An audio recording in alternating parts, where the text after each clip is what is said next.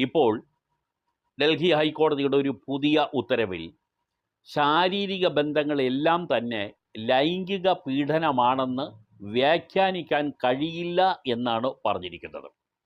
ജീവപര്യന്തം തടവ് ലഭിച്ച ഒരു പോക്സോ കേസ് പ്രതിയെ വിട്ടയച്ചുകൊണ്ടുള്ള വിധിന്യായത്തിലാണ് ഡൽഹി ഹൈക്കോടതി ഈ പരാമർശം നടത്തിയിട്ടുള്ളത്.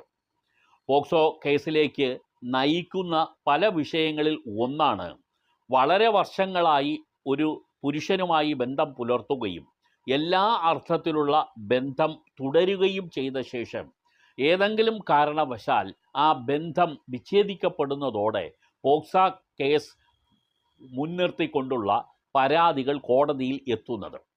കീഴ്ക്കോടതികളിൽ നിന്നും അനുകൂലമായ വിധി ലഭിച്ചാലും മേൽക്കോടതികൾ, ഹൈക്കോടതി ഉൾപ്പെടെയുള്ള മേൽക്കോടതികൾ ഇതിനെ പലപ്പോഴും ഈ